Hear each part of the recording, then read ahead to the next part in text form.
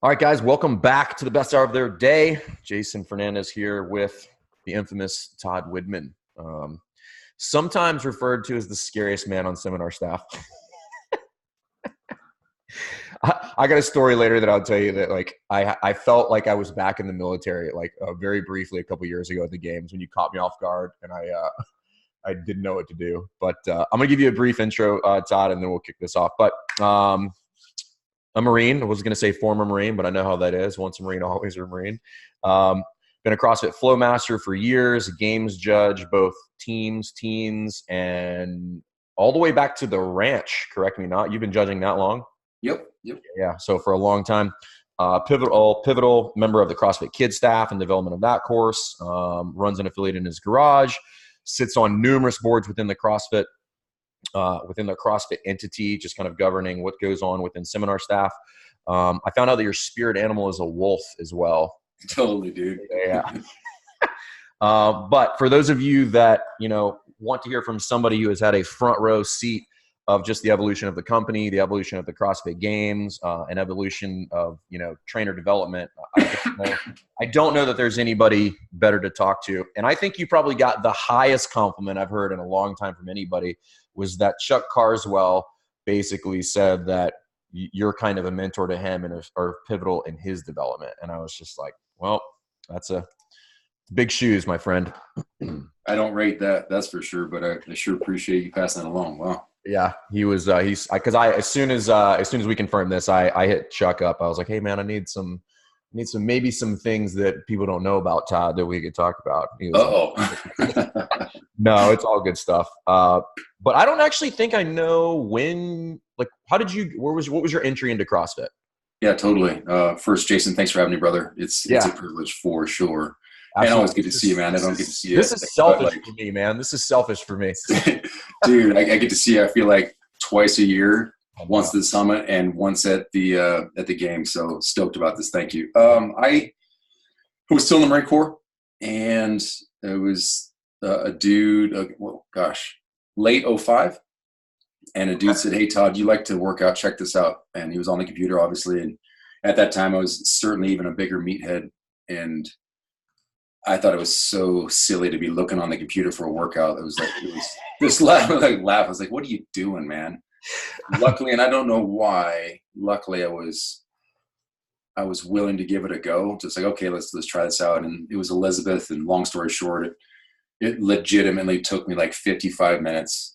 And it really got my attention. And that's what I needed at that time for sure. I needed a good kick in the teeth to And then even back then you look at the times and people were doing sub 10 even back then. And I was like, wow. Okay. So I got a long ways to go. And I kind of dabbled with it for a week doing my old stuff and CrossFit. And then after about a week was when I was like, okay, this old stuff is a joke. I'm going head on into CrossFit. And then, that's how I got into it. And then weirdly, where I was stationed at Quantico, the martial arts sector of the Marine Corps, the base is there at Quantico, and they got a couple slots to go to a CrossFit Level 1 in San Diego in 06. And my best friend in the world, he's a national champion collegiate wrestler, super good fighter. They said, hey, we want you to go. And he said, no, I'm busy, got stuff going on, but my good buddy Todd would like to go. And so that long, kind of just wound around to me. And I had no idea what a level 1 even meant. Like I thought, seriously, I'm so ignorant that I thought, is this a course to better read the computer? What is, the website was just the website. And there were no gyms, right? Not in 2004. I mean, there might've been 5. Yeah, there's 5, and they certainly weren't in Quantico. And I think Andy had started maybe one in Quantico, but I didn't know about a gym. To me, it was just a thing that lived in the computer. So then I got put on that schedule, and late summer of 06, I went to a Level 1 in San Diego. Who was your instructors? Wow, it was too many to tell. It's one of those that I look back at the picture, and there's 15 instructors. One of those when people just show up and they put the same food on them. but of course, I met Nicole there. I met, Coach and Nicole were doing all the lectures and demo, and Dave, I think, was there briefly. And there was a whole bunch of SEALs, a whole group of SEALs there that were running it, and a whole bunch of civilians that were in shirts, and just had a blast. And it was a truly transforming moment for me. It was like everything I'd done up to that point, exercise wise, because just like you, I've been working out my whole life, thinking that you're pretty good at it, and everything I thought I knew was wrong. Everything. And I just hit reset. And that's kind of how I started with HQ, was just going there. And then I got noticed as like the Marine guy, and then got asked to come help out at the next seminar. At the very next one? I'd be lying if I told you it was the very next one. But I mean, pretty close after that. Yeah, pretty close after that. It was pretty funny. I'm such a geek. I received an email from Annie. Okay. And I was like, dude, that's like Annie. That's Annie, man. Like that's crazy. And I didn't know what to do with it. I was like, is this real? Is this spam? Or like, did she really just email me? And she's like, hey, Todd, I was wondering if you want to come up to Boston and help us out. I'm like, what? I'll do anything for you. I don't care. And yeah, that's how it started. I felt that way like a week ago. I just got an email, but from Greg, which I never get email. Like, I don't. Wow. It's from the boss man, and I like read it like 6 times, and I was like, is this a real email or? But yeah, I know exactly how you feel. What's funny about you bringing up that story is, CrossFit is very much mainstream these days, and there's so many people that don't know what CrossFit was back in the day. Totally. Like, it was not the machine that it is today. The level 1 is just, greased and polished but I mean, I just don't think people realize like how much the company has evolved over time. They just see this big CrossFit thing, and people show up to the level 1 and are like, this is amazing. And I'm like, totally. And I've only been on staff for 6 years, and I look at just the evolution of that 6 years. Yep. I mean, I can't even imagine, because I didn't start until 2008. Yep. And then didn't get on staff until 2013. So, I mean, what are some of the big things that stick out to you on the training side? Yeah, that's a really good question. So training like us as the coaches, trainers? Yeah. The first one, and I didn't really think about it until you just brought that up, which is pretty cool. The first thing that sticks out in my mind is there was no binder. There was no instructor manual. It was Friday night, you find like somehow everybody made it to like some city. Because there's no travel plan. There's no, it was just like, hey man, do you know Boz's number? You know what I mean? Like, it was like, we better figure out where we're meeting tomorrow. And you'd show up Friday, and it was like, hey Todd, I remember Coach Glassman said, hey Todd, I want you to teach squats tomorrow. I said, I'm sorry, what? What now? We were down in Arizona, and I was like, didn't sleep all night. Didn't sleep. And, you'd say like, well, look at the notes. What notes?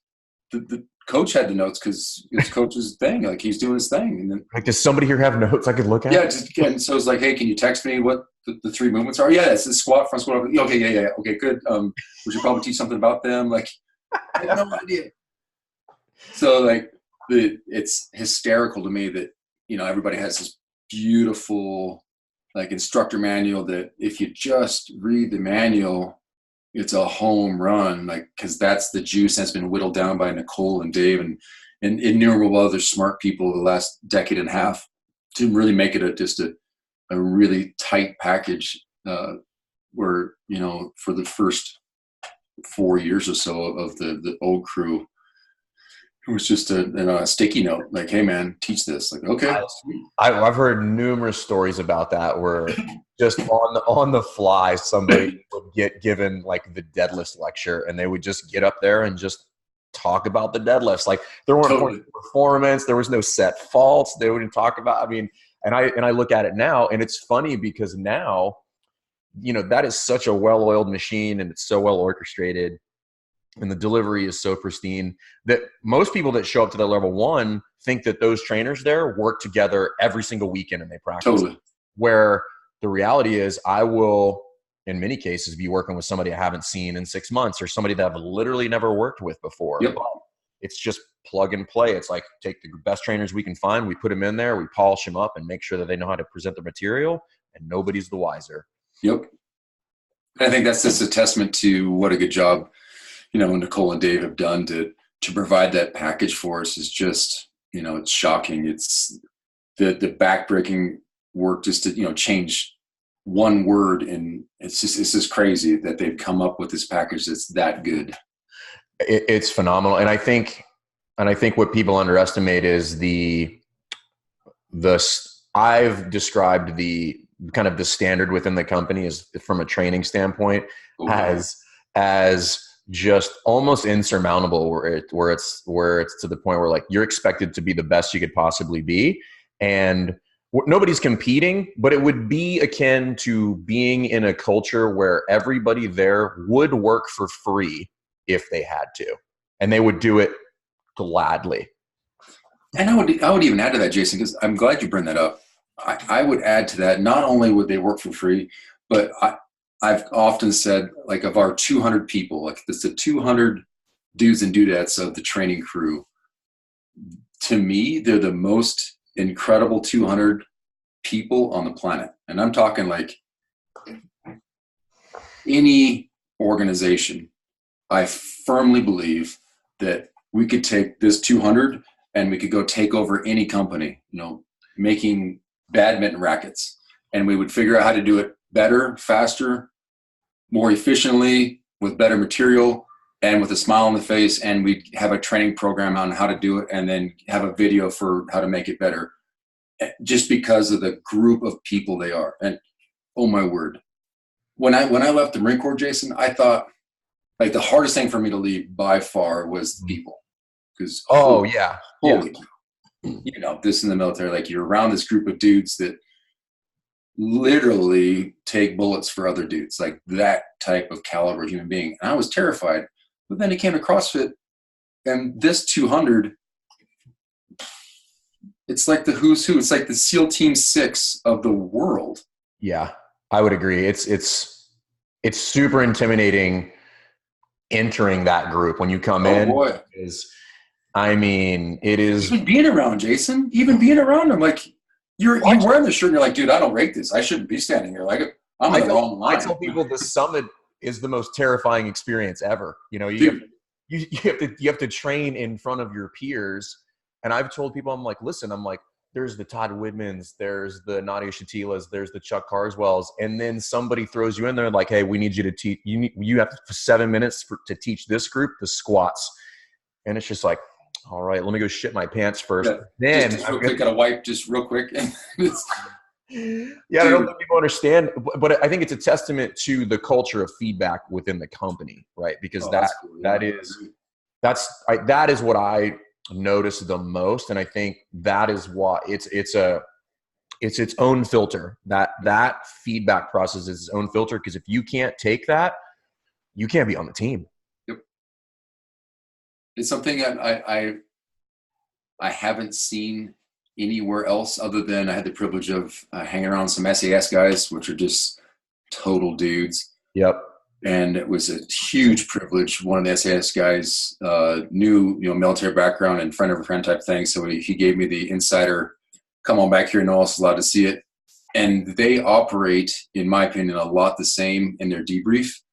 And they call it stays at the table. And when they go in there and they round table, doesn't matter rank, doesn't matter time in service.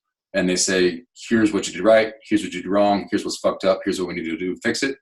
And they say it stays at the table, meaning like there's no emotion about it. It just, this is how we hash it out. So when we leave this door, we're better at it, and then we can move on. And I was like, you know what? That is a tighter explanation of what happens on a weekly basis for the training staff than I've ever heard. And I love that description of it, because it stays at the table. There's no emotion about it. We're not chopping someone down because we want to feel better. It's just, this is what I saw that could have been better. This is what I saw that was incredible. And let's move on. And it's like, I really dig that. I really dig that a lot. I might try to steal that. Yeah, I stole it immediately. That's phenomenal. Yeah. So what was I always like to get people's like, what's their story when they came in on staff? You know, like what was your first kind of like punch in the mouth from a coaching standpoint?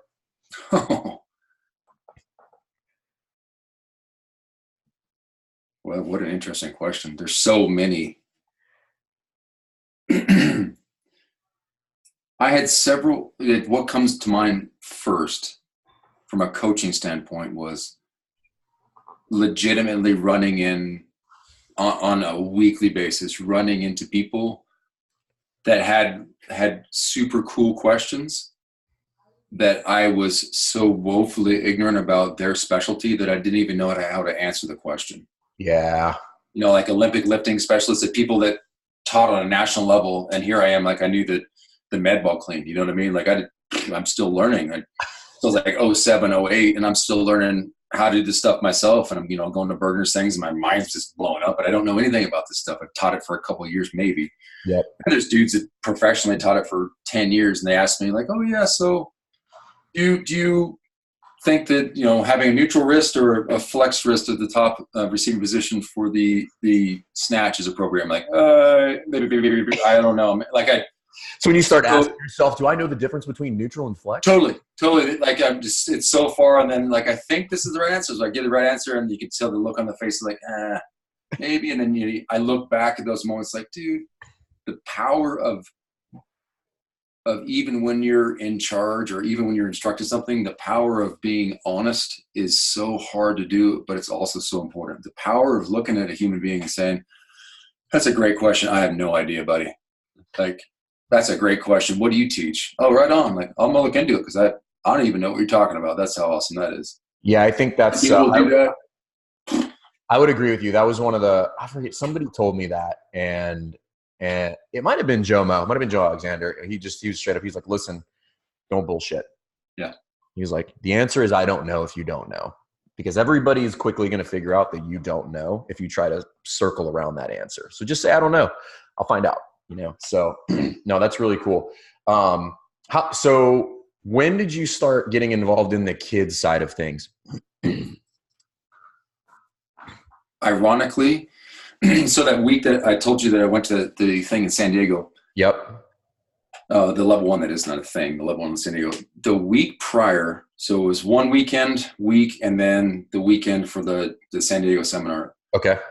The weekend prior to the level one that I attended, Coach did, and I don't know if he did any other ones than this one. I don't know. He did what I can only describe as like a smorgasbord of everybody at that time that he could get his hands on, a who's who of every environment, and he put them up in a giant warehouse in at what was across San Diego at the time. Okay. And they made little booths, so you could just choose your own adventure, go in there and go to any booth that you wanted, and there was the best instructors in the area, if not in the world. So, for example, like there was a striking booth, and John Hackelman was teaching, you know, yep, the Iceman's striking coach. And this is when the Iceman was the number one in the world. So I was like, are you kidding me? Go there and he, you know, talk to you about punching a bag. And then you go over, and that's where I met Bergner. So anyway, going all through that stuff, I forgot what the question was. How did you get involved with kids? Oh yeah, thanks for that. So yep. I'm going around these different booths, and I ran across the CrossFit Kids booth. And my buddy had asked, the one that actually got me to the level one, my buddy had asked, "Hey dude," because he has four awesome boys who are, half of them are growing up out of college or out of high school now. But at the time they were all young. He's like, "Hey man, you and I are doing this CrossFit stuff, but I want to know how to do this for kids. Will you stop by the CrossFit Kids booth?" I said, "Yeah, no problem." I didn't have any kids at the time. And so I stopped by the booth and watched the Martins do their magic with the kiddos and watched them play and have fun and do a workout, and seeing, you know, 4-year-olds, 5-year-olds do beautiful squats. I was like, oh, this is totally something. So that's when I met the Martins. That's when I saw CrossFit Kids, took their pamphlet, took it back home, showed my buddy. And then I had it kind of earmarked in my brain that I need to go to the kids course. I need to do that. And so I went to the kids course in 08. Okay. With good buddy Stefan Roche. Yep. We went there, And it was one of those things, and I did zero egos, zero, as I was watching, because by then we'd had like a year and a half going on 2 years of level 1 stuff.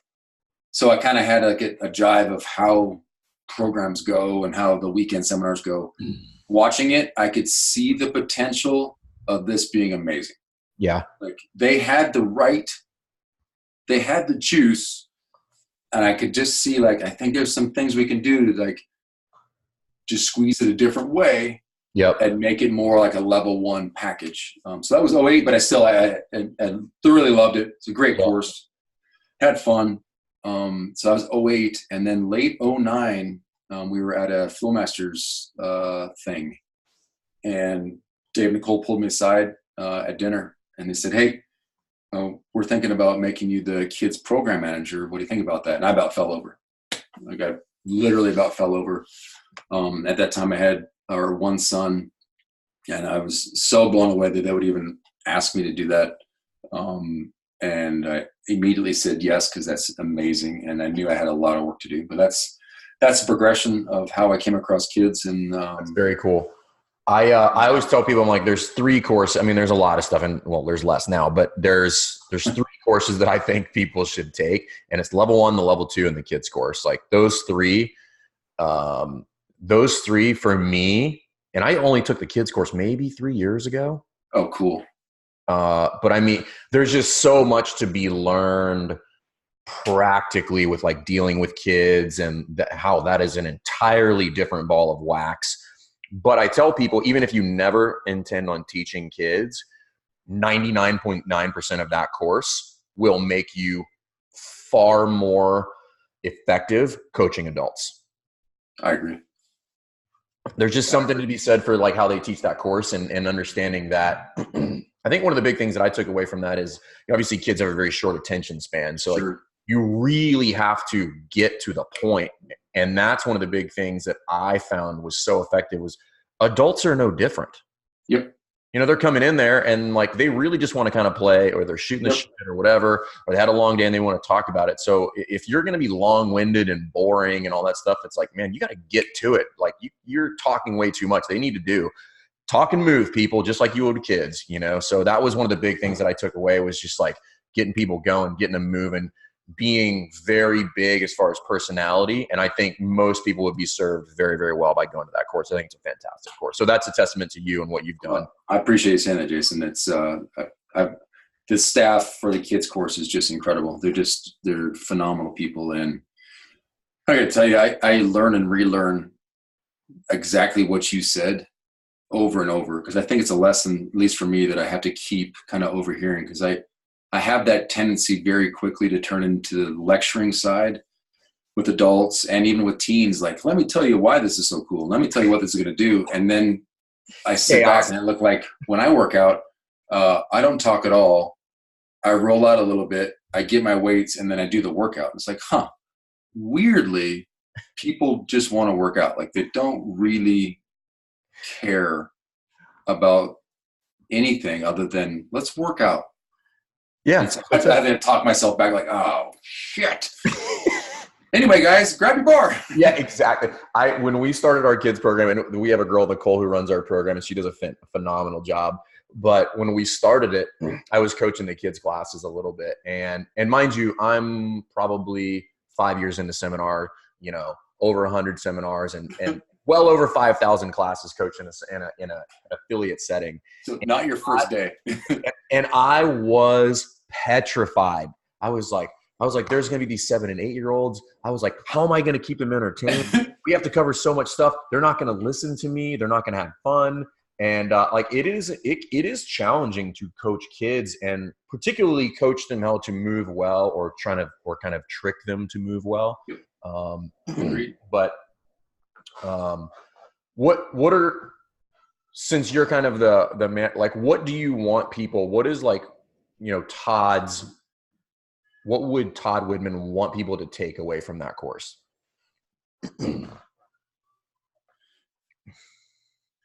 I think probably 3 things. First is positivity works for everybody. And so not only like tell them what you want to do, not what you don't want them to do, that type of stuff, but also, kind of cueing into people want to work out. So give them the juice, tell them what you want. And it's okay to make people feel good. Like it's totally okay. Like you don't have to beat them to the ground. It's totally okay to, nice job on that burpee. Maybe that's the only thing they did right that day. Nice job on that burpee, bro. So I say positivity wins the day. Kids, teens, and adults. The second thing is the difference between age groups. To break it down, like elementary school or I'd say let's 7th grade and younger. Okay. For that group, fun is all that matters. And so I would recommend sacrificing everything in the name of fun. Okay. And then certainly once they get the jive, then you can start playing with other things. But I would recommend, it's just not worth a child, in my opinion, feeling that they let you down because their knees came in on a squat. Yeah. Like, dude, at least they're kind of doing something that looks like a squat when you say squat. Are you kidding me? Like, exactly. No other kids are working out. Like, they're the only ones doing it. So to make them feel anything other than like superheroes when they're showing up to class is insane. So number 1 is positivity. Number 2 is the age group difference, that the young ones are fun. Yeah. Fun, and sacrifice everything for fun. Okay. And then the older ones, certainly younger ones as well, but I think of it more as the older. So the 7th graders and older. Don't underestimate how much of a leader you are. And not just in, like, our ruse is, burpees and squats and deadlifts and all that. That's our ruse. That's our vernacular. Yeah. What we're actually doing is making better people. So be okay with having a quick talk about character, or be okay with having that stuff that you would think was usually Boy Scouts or cheerleading, or whatever sport activity that deals with character that was around when we were kids. And understand that not only is that not necessarily around anymore for kiddos, but they might not be in it. So this is your opportunity to actually, for lack of a better word, be a positive role model and maybe even a parent figure for a child. It's super interesting that you say that, because the number of parents that have come into, and we don't have a big program, but the number of parents that have come into our program and their kids have been there, and then the feedback that we've gotten from them is, this is the only place that little Johnny has a good time. Not in school, not in their sport. And for me, that's like such a sad thing. But it is one of the things that we prioritize. Is like, hey, this should be fun. It's positive. Like, we're not going to badmouth each other. You're not going to pick on each other. Like, everybody's going to be honest. We're going to do all these things. And then, it's up to the coach to enforce all of that. So you do have to have a strong personality that runs that group. Yep. But I think I would agree with you. I think a lot of those things are missing in schools. Yep. Nobody does PE anymore. Sports are different and can be out of hand depending on where you live and what you do. Where everything is about winning, so on the flip side, everybody's a winner. Like that's an even bigger problem in our area that, even in Montana, I mean, we're in rural Montana and there's such the propensity for, they participated at the tournament, so they get a ribbon. Like, they lost every match. Like, what are we doing here? Yeah. I never understood that, because kids know they lost. There's always and it becomes worthless. Like, the medals and the ribbons actually mean something to kiddos. Yeah. But then when they realize like everybody gets it, they're like, well, then it means nothing. Then it doesn't mean anything. Yeah. The whole thing's gone. It's worthless.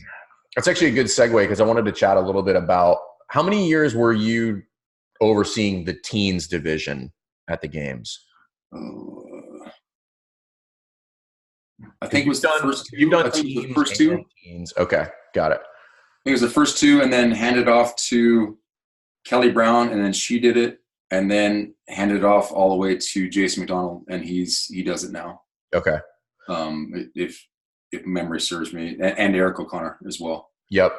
One of the things that I wanted to bring this up because I don't think people know this about the youth divisions. Yep. And I'm pretty sure it's still enforced, but everybody thinks that CrossFit's dangerous and nobody cares. Sure. But in those younger age groups, because I don't think anybody talks about it, And I don't think I knew it until you brought it up at the games, which is there's like a technique judge there. Totally. Yeah. And that was my sole job. I was very fortunate that Dave kind of let me play with that. My biggest concern when Dave brought up, hey, we're going to have a teenage division in the games. And I was like, no, don't do that. No. He's like, yep, sweet. We're doing it, Todd. So that's what's happening. Roger. And of course I'm terrified. Classic Dave. Yeah, totally. Yep. We're doing it. I asked like, hey man, is it okay if I insert myself as like a technique judge? And it's directly related to my biggest fear was to have a teenager have an injury on the field of play in front of the world. And let's just make this the worst possible. So worst possible would be a teenager injury and a wardrobe malfunction. Oh yeah, that's right. I forgot about that. Like, have those three things all at once. To me, I was just, in the stadium, people watching, cameras, like, oh my word. Yeah. So I was like, okay, how can we do this? The simple answer to me was there's a secondary tier of judging, and it's done by one person. And that job of the technique judge, for lack of a better term, is just one person. Is if a teenager is under load, because if it's light load, it's certainly not good, but it's not the worst dangerous thing. But if it's a heavy clean, heavy snatch, heavy back squat, if it's something that has a significant load, and the teenager is not doing it right, correctly, mechanically, the technique judge will run out to them on the field and try and correct them, just like you would in the gym, like try and correct them. And if that doesn't work, the second phase is they're going to stop them. And this is what you're doing wrong. Make sure you look me in the eye. This is how it's going on. I need you to fix it. And if they still can't fix it, then they're done with that workout. And, everybody that understands CrossFit, which obviously teenagers are well aware, like as soon as you stop them and or have a conversation with them, like their friends are now a round ahead of you. So all of a sudden what it did is it put as premier, well, then if we do it right, you're going to shut up. Uh-huh. So then it sent a tidal wave across the entire teenage division. So you're not going to say anything if I do it right. You bet. And so they put technique as premier. And by the second year, my job was non-existent, to where now I don't think the last year I'd have to verify it with Eric and Jason. I don't think last year they stopped anybody, because it's just like, hey, it's got to be done right. That's impressive. Yeah. And a testament to these athletes, Jason, holy mackerel. I mean, there's a whole nother level of fitness at that age that has never been seen before. And I'm so ignorant. I didn't even think about it, Jason, until Coach said 2 years ago. He said, we have teenage girls doing things that no male athlete could do 10 years ago. Yeah. I know it's just a typical Greg Glass, an amazing quote, but then I thought about it, it's like, holy cow, he's right. Like legitimately, no dude could do these workouts that fast. 15-year-old girls are whooping it on. It's crazy. That's crazy. It's a testament to the program. I mean, Agreed. It works, but it's interesting that peer pressure, basically all you did was put peer pressure on people. Totally. And they got in line. That's super interesting. But I did want to bring that up because I don't think I've always thought that was a very interesting little wrinkle in that division that virtually nobody knows about. Because it's not public knowledge. They don't advertise that. Yeah. I'm just so impressed by the teenage athletes. Both years that I was directly involved with it before we got pulled out, and only Chuck and I doing the teams, I was so impressed at the quality of human being and the character that they had as 15, 16, 17-year-olds that, they were rock stars out there. Yeah. And they didn't act like it. They were acting like just like a normal person that's, hey, happy to be here, happy to work out. Like, your parents are doing something right, buddy. Like, yeah. You guys are exceptional. That's amazing. What do you have a favorite moment from the games at all as a judge? Or not as a judge, just in general. Forget the judging portion of it. Well, my mind went to the judging side, so I'll just answer from that. Okay. There was a couple times in the in the tennis stadium is what it was called, I guess, in the Home Depot Center. Yep. And then it was changed to StubHub. I forget what.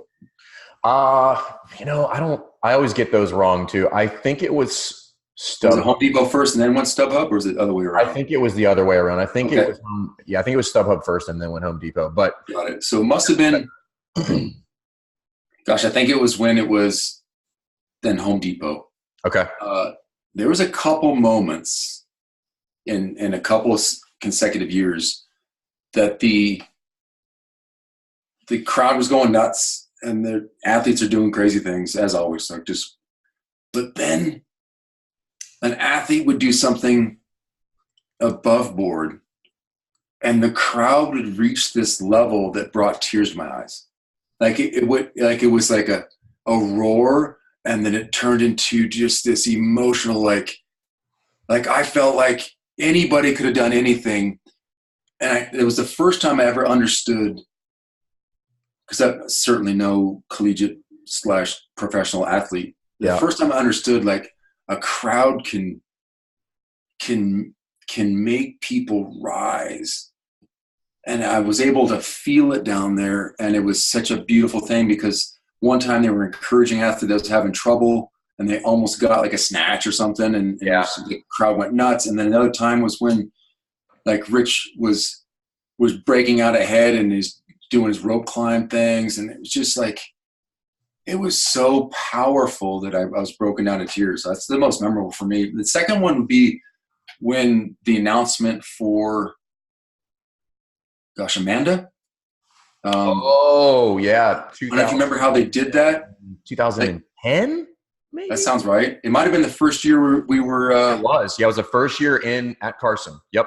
So we're at Carson, and you remember it, but I remember I had Lindsay as an athlete, and they put up on the screen Amanda, who I remembered seeing her and judging her at Aromas. I had no idea that she had passed. I didn't know. Yeah.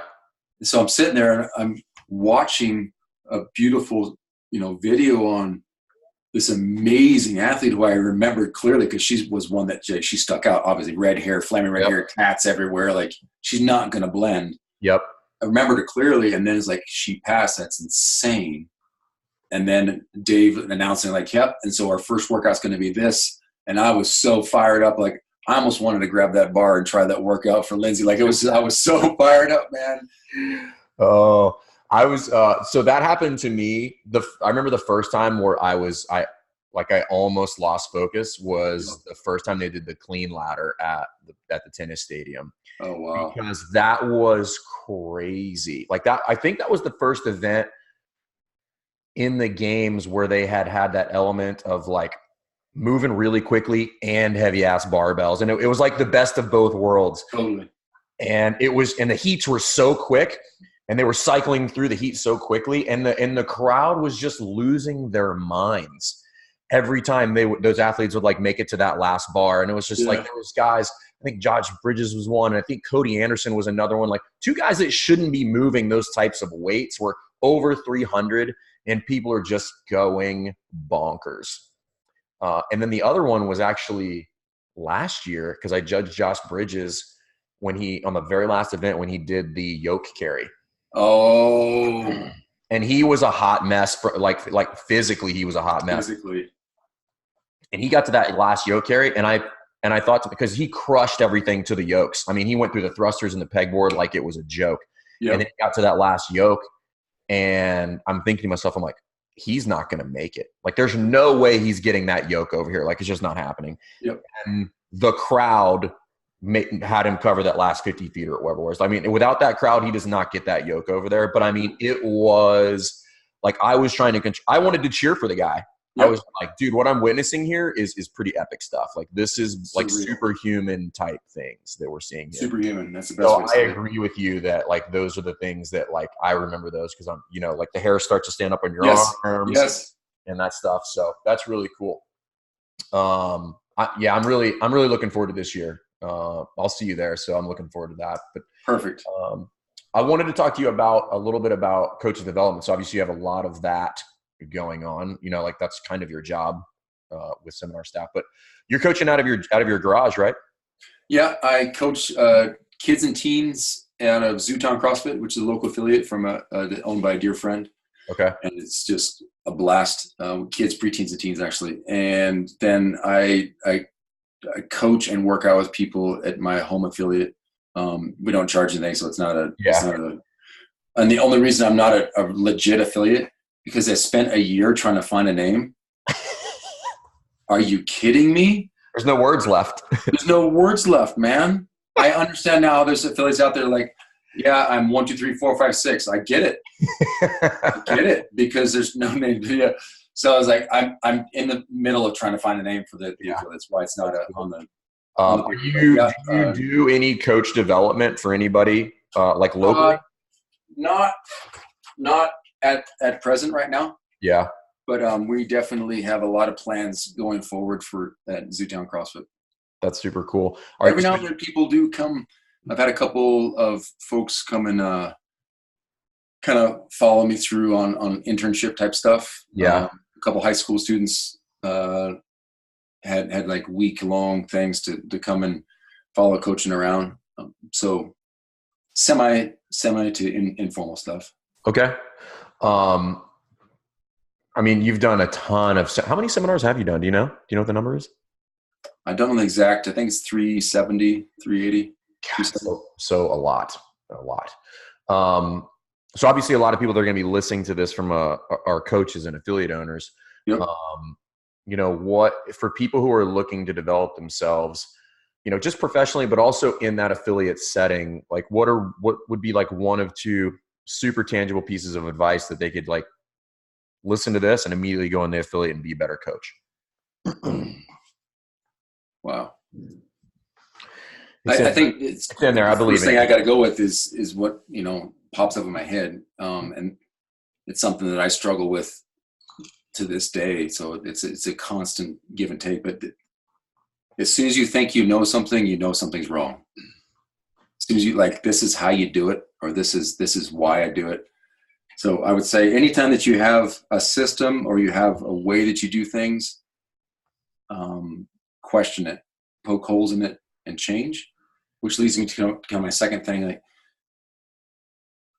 try and be around and coach around and be coached by as many different coaches as possible.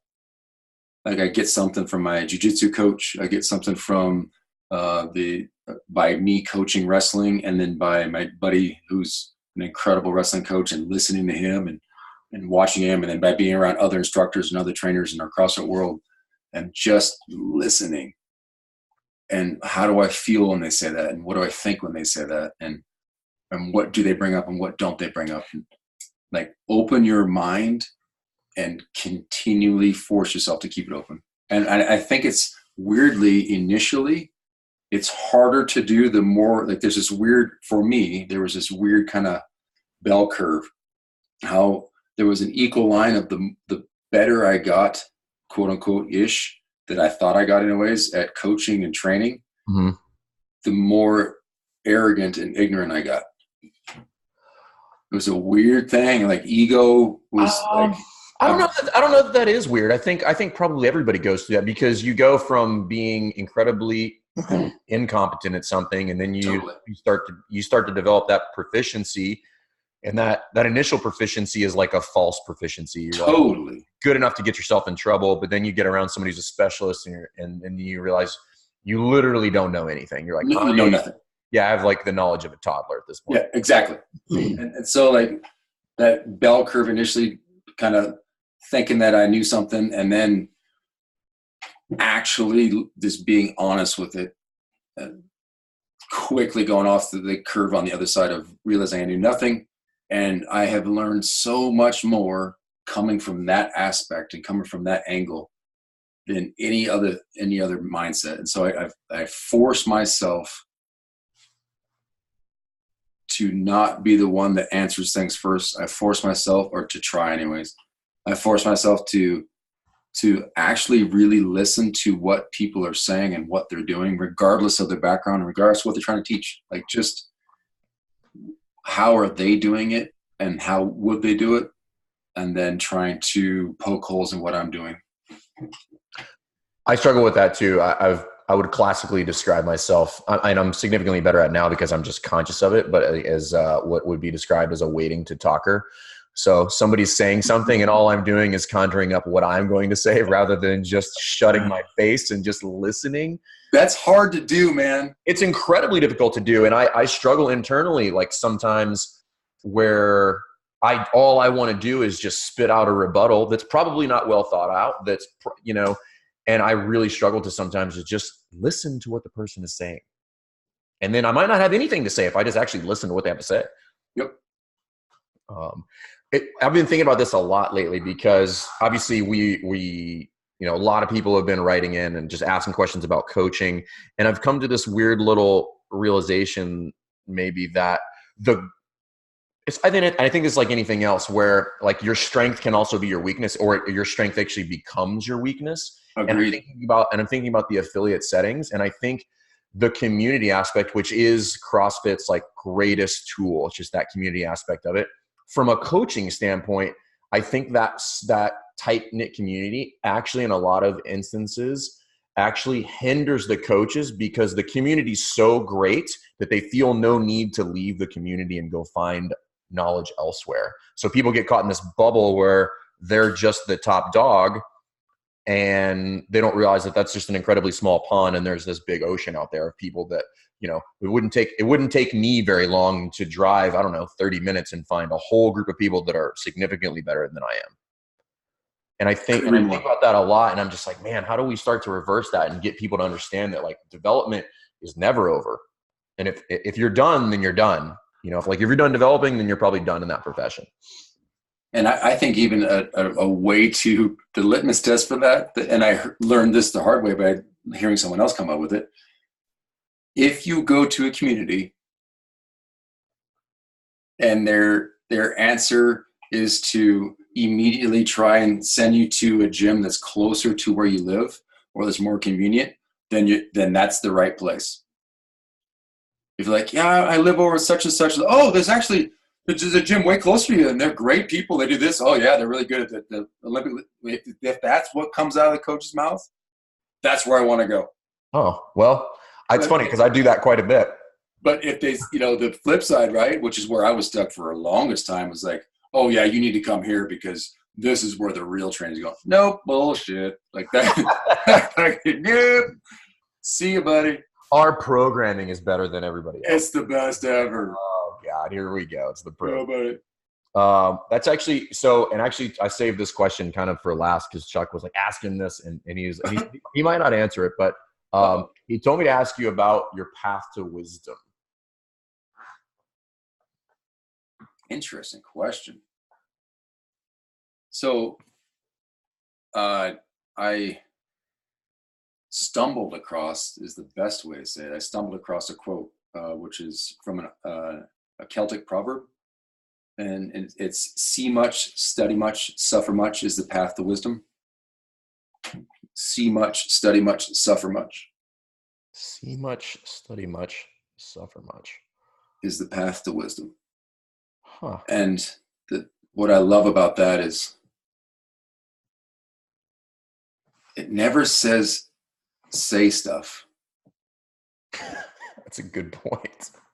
So it's like shut up and work hard and do a lot and suffer. And at the end of that journey, you might be wise. And if you think you're wise, you're not there yet. Keep suffering. And then you probably missed the point. Totally.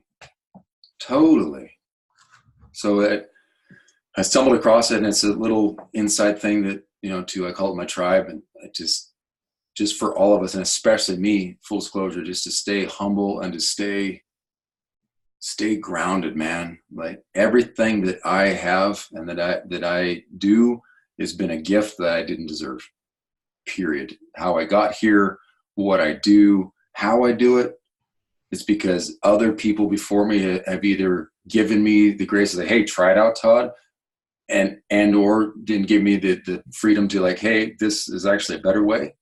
And then giving me the time to kind of work with that through my follies. And it's just everything I have is a gift. That's pure and simple. And my goal is when I really like, it's almost embarrassing to say that. Like, it's true. I didn't earn anything. When I came to grips with that though, Jason, I was like, okay. So what are you going to do about it? And what I have decided to try and do, and I fail every day, is try and give that gift away. Like, try and like maybe just have a little more empathy for someone, or maybe have a little more respect for somebody, or maybe just shut your mouth a little bit longer, and maybe be okay with like just serving. Just serve people. Not for you, but just serve. And hopefully, you know what, my second to last breath, I'll be able to say like, well, that was awesome. And then, you know, you die. Like, I hope that like, because I think if you say it before that, then it's bullshit. Like, then you've caught up in the hype, and you've caught in your own, like, and you're talking. So just shut up. Like, you're not there yet. Study much, suffer much is the path to wisdom. That is really, really cool. I wrote that down. That is, I'm gonna have to sit on that for a while before I think I probably begin to understand that. That's awesome. And on that note, I don't know that there's a better place to end this, brother. Like, that was, as I like to say, deep shit. Oh, that's awesome. I know you're always into like just learning and stuff like that. One of the questions we always ask everybody is, you know, like, is there a book that you recommend for anybody? Doesn't have to be about fitness, just like a book in general that you'd like regularly recommend to people. Yeah. I'm a bit of a bookworm. I really enjoy books. So I probably recommend them too often to people. The number one on my shelf that is beckoning to me, it's A Man's Search for Meaning by Viktor Frankl. Viktor Frankl. Yep. Just talk about put you back in your place and think about how tough you think you have it.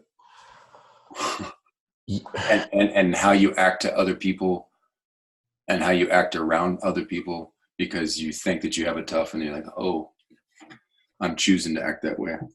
Yeah, one of the big things I took away from that is what people are capable of. Even people that are good. You know, what people that are capable of, and it made me question myself a lot. Totally. Where I was just like, am I a good person? Like, what if I was in that scenario where, like, would self-preservation take over, and would I do something just as horrific? And that was one because that book was it's not what I thought it was going to be. And so when I read it, I was very taken aback by a lot of what he was talking about in there. And yeah, I would agree. Like, that is a fantastic book. And it's a short read. So like, if you're into it, like, it's a very easy read. Very cool. Awesome. Listen, brother, this was awesome. I really appreciate your time. I know you're a busy man, so I really appreciate you coming on the show. Thank you for your time. Always good to see you, my friend. All right. I will see you in 2 weeks, probably, right? Couple weeks, man. All right. Get into the meat grinder we go. Giddy up. Thanks for your time, Jason. I really appreciate it. Absolutely, brother.